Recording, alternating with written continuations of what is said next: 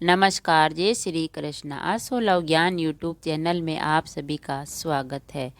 Friends, हम जानेंगे कि सफला एकादशी व्रत कब है और इसकी कथा क्या है।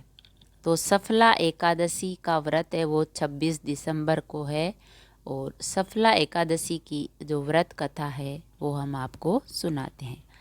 तो महाराज युधिष्ठिर ने पूछा, हे जनार्दन, पौष कृष्ण एकादशी का क्या नाम है?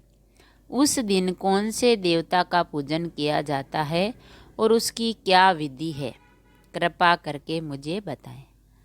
तो भगवान श्री कृष्ण कहने लगे, धर्मराज, मैं तुम्हारे स्नेह के कारण तुमसे कहता हूँ कि एकादशी व्रत के अतिरिक्त में अधिक से अधिक दक्षिणा पाने वाले यज्ञ से भी प्रसन्न नहीं होता हूँ। अतः इसे अत्यंत भक्ति और श्रद्धा से युक्त होकर करें।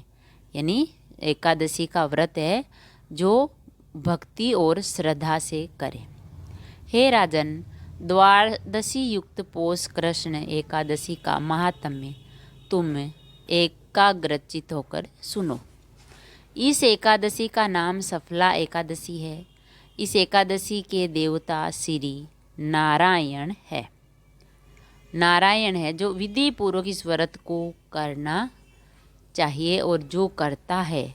जिस प्रकार नागों में शेष नाग, पक्षियों में गरुड़, सब ग्रहों में चंद्रमा, यज्ञों में अश्वमेघ और देवताओं में भगवान विष्णु श्रेष्ठ है, उसी तरह सब व्रतों में एकादशी का व्रत श्रेष्ठ होता है।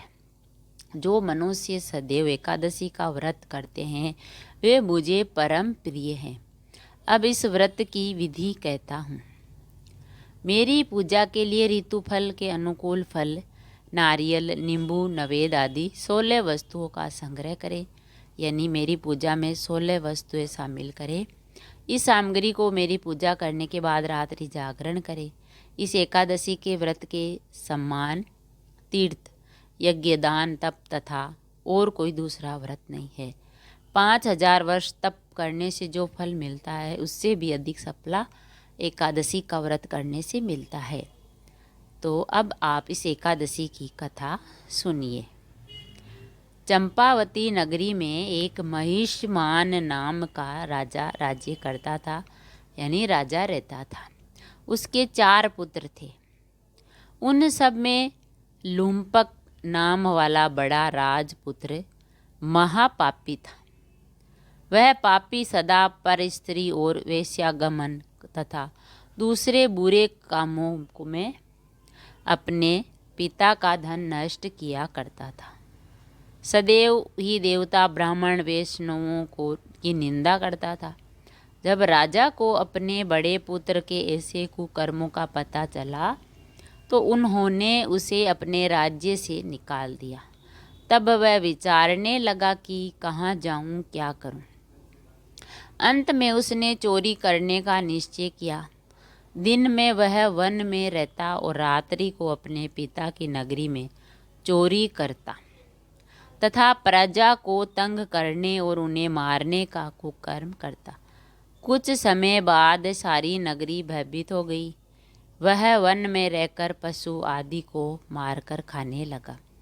नागरिक और राज्य के कर्मचारी उसे पकड़ लेते किंतु राजा के डर से उसे छोड़ देते। वन के एक अति प्राचीन विशाल पीपल का वृक्ष था। वन में वृक्ष था बहुत ही पुराना। लोग उसकी भगवान के समान पूजा करते थे। उसी वृक्ष के नीचे वह महापापी लुम्पक रहा करता था। इस वन को लोग देवताओं की क्रीड़ा स्थली मानते थे कि यहाँ पर देवता खेलते हैं, आते हैं। कुछ समय बाद पौष कृष्ण पक्ष की 10वीं के दिन वह वस्त्रहीन होने के कारण शीत के चलते सारी रात्रि सो नहीं सका। उसके हाथ पैर अकड़ गए।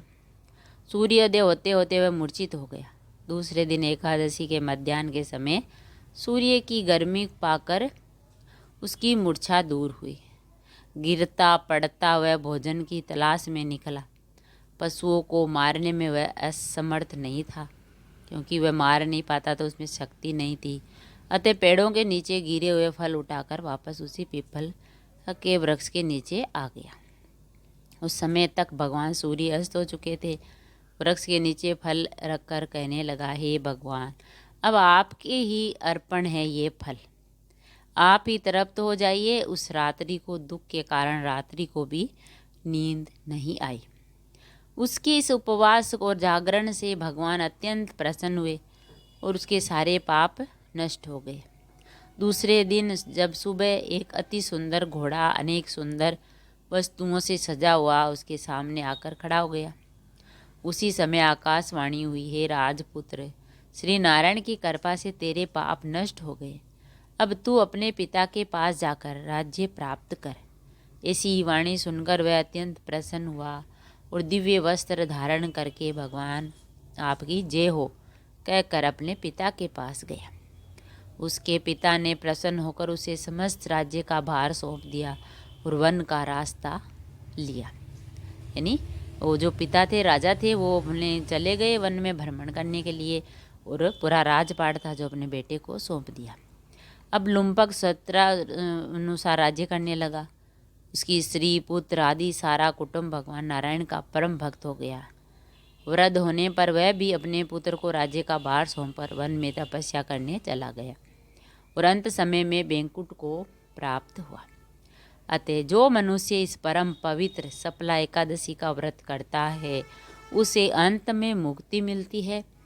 जो नहीं करते वह पूंछ और सींगों से रहित पशुओं के समान है। इस सफला एकादशी के महात्म्य को पढ़ने से अथवा सुनने से मनुष्य को अश्वमेघ यज्ञ का फल मिलता है। तो फ्रेंड्स, ये थी सफला एकादशी व्रत की कथा।